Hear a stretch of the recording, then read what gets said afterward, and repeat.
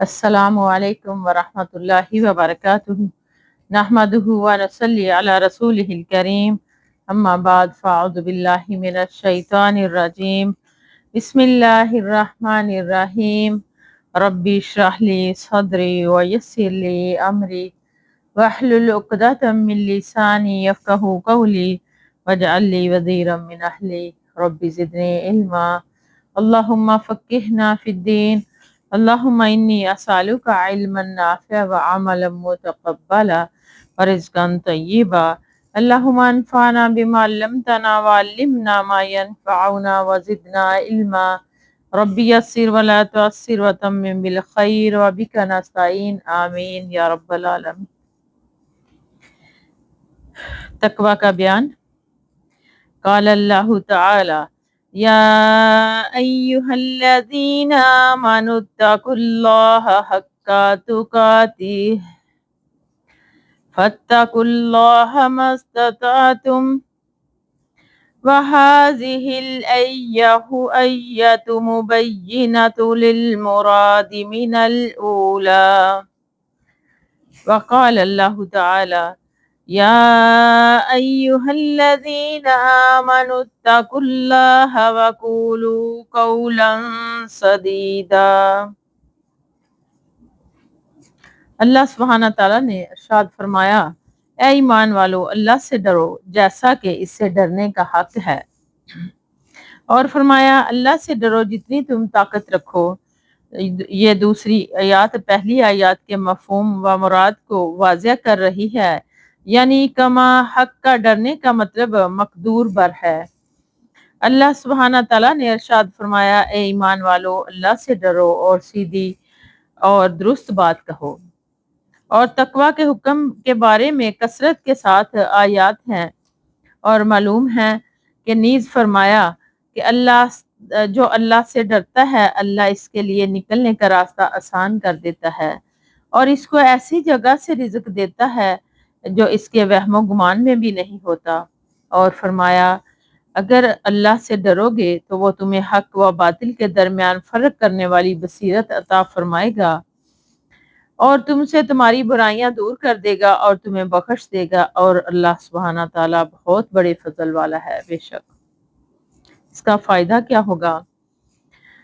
یعنی فائدہ اس کا وقایا ایسی چیزوں کو کہا جاتا ہے جس سے سر کو ڈھانپا جاتا ہے، چنانچہ وہ ہر احتیاط اور رویہ وقایا ہے جس کے ذریعے سے ان چیزوں سے بچنا مقصود ہے جو نقصان پہنچا سکتی ہیں۔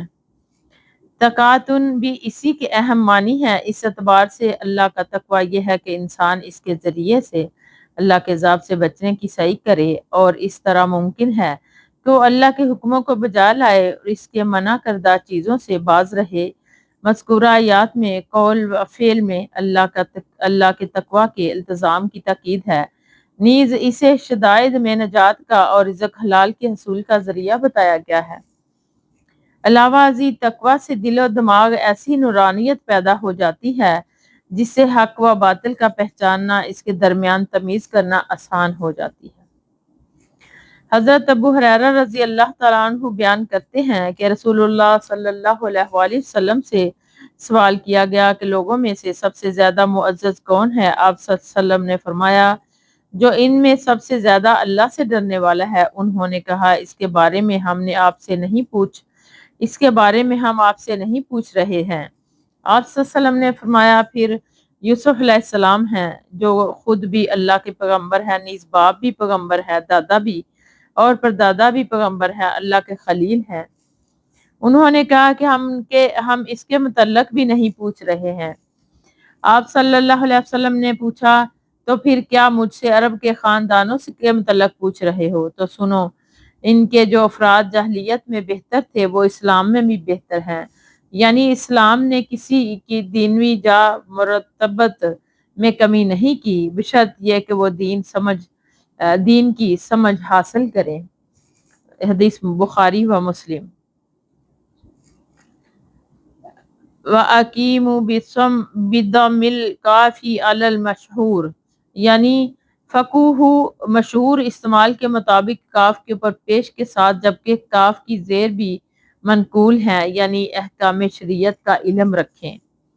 اس کا فائدہ کیا ہوگا؟ اس سے معلوم نمبر ایک، اس سے معلوم ہوا کہ جو خاندان اسلام سے پہلے دنیاوی شرف و فضل اور اپنی امتیازی خصوصیات مثلا سخاوت، شجاعت، صداقت وغیرہ میں ممتاز تھے، قبول اسلام کے بعد اس کے اعزاز کرام کو نظر انداز نہیں کیا گیا، بلکہ اسے دین کے علم اور عمل کے ساتھ مشروط کر دیا گیا ہے، اور اس کی صلاحیتوں اور خودداری وغیرہ صاف حمیدہ کا رخ بدل دیا گیا۔ پہلے یہ صلاحیتیں کفر کے لیے استعمال ہوتی تھی، اب اسلام کے لیے وقف کر دی گئی۔ نمبر دو، اسلام نے اگرچہ حسب و نسب اور خاندانی شرف کا لحاظ رکھا ہے، لیکن اس سے معیار عزت قرار نہیں دیا۔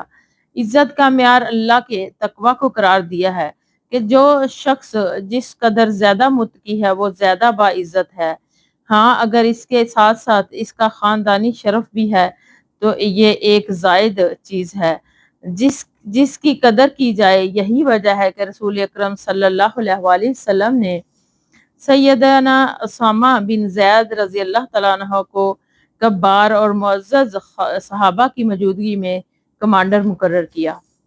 حضرت ابو سعید خدری رضی اللہ تعالیٰ عنہ سے روایت ہے کہ نبی کریم صلی اللہ علیہ وسلم نے فرمایا، بے شک دنیا شیریں اور شاداب سرسبز ہے، بلا شبہ اللہ تعالیٰ اس میں تمہیں جانشین بنانے والا ہے، چنانچہ وہ دیکھے گا کہ تم کیسے کام کرتے ہو۔ تم اگر کامیاب ہونا چاہتے ہو تو دنیا کے دھوکے سے بچو اور عورتوں کے فتنے میں مبتلا ہونے سے بچو، کیونکہ بنی اسرائیل کی پہلی آزمائش عورتوں ہی کے بارے میں تھی۔ حدیث مسلم۔ نمبر ایک، جس طرح تر و تازہ پھل ذائقے میں میٹھا اور دیکھنے میں خوشبو رنگ اور دلوں کو لبھانے والا ہوتا ہے، یہی حال دنیا کے مال اسباب کا ہے۔ انسان کو یہ بہت مرغوب ہے اور دل ان کی طرف کھینچتے ہیں، اور دنیا کے لذیذ ترین اور خطرناک ترین پھل عورت ہے۔ جو شخص احکام شریعت سے بے پرواہ ہو کر دنیا کا طالب اور عورت کی طرف مائل ہوگا، سمجھ لو کہ اس کا دین و ایمان خطرے میں ہے، اور جو شریعت کے دائرے میں رہتے ہوئے اس سے استفادہ اور استمتاع کرے گا اور اس کی حشر سائمایوں اور غارت گری سے محفوظ رہے گا۔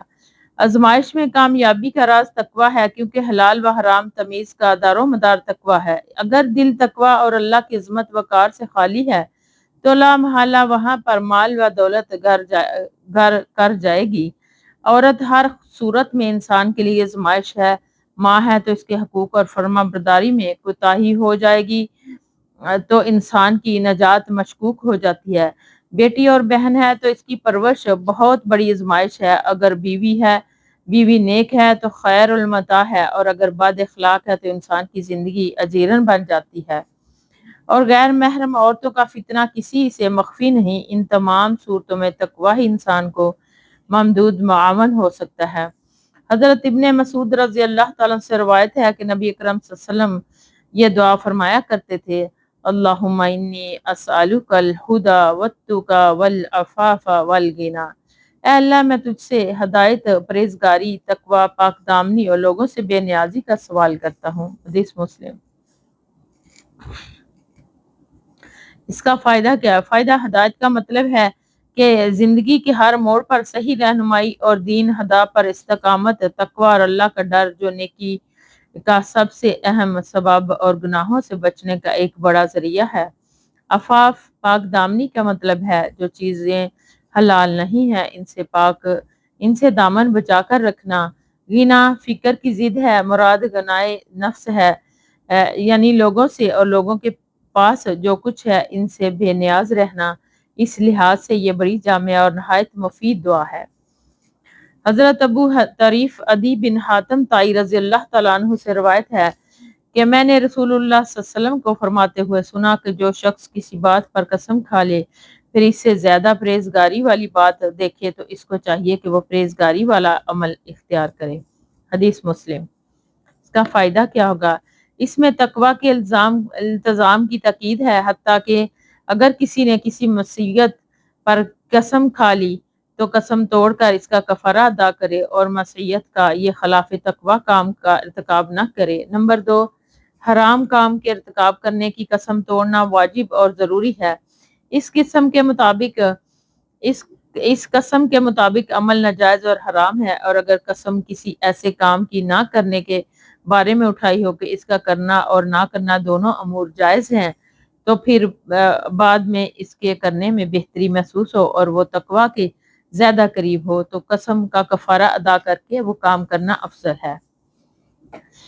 حضرت ابو امامہ صدی بن اجلان باہلی رضی اللہ تعالیٰ عنہ کہتے ہیں کہ میں نے رسول اللہ صلی اللہ علیہ وآلہ وسلم کو فرماتے ہوئے سنا کہ آپ صلی اللہ علیہ وسلم حجۃ الوداع کے موقع پر خطبہ ارشاد فرما رہے تھے۔ آپ صلی اللہ علیہ وسلم نے فرمایا، اللہ سے ڈرو اور اپنی 5 فرض نمازیں ادا کرو، اپنے رمضان کے مہینے کے روزے رکھو، اپنے مالوں کی زکوٰۃ ادا کرو اور اپنے حاکموں کی اطاعت کرو، تم رب کی جنت میں داخل ہو جاؤ۔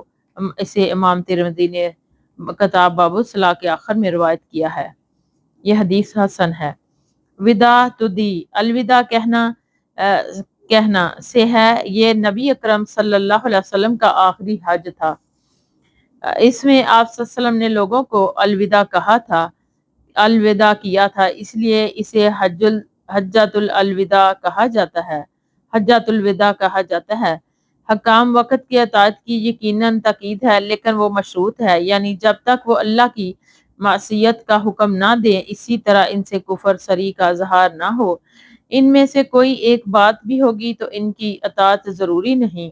نمبر 2، اللہ تعالیٰ کا ڈر ہی انسان کو راہ راست پر رکھتا ہے۔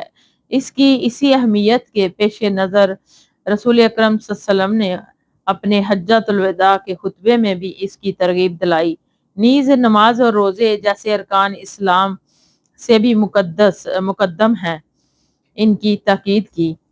وآخر دعوانا ان الحمد للہ رب العالمین، سبحانک اللہم وبحمدک، نشہد ان لا الہ الا انت، نستغفرک ونتوب الیک۔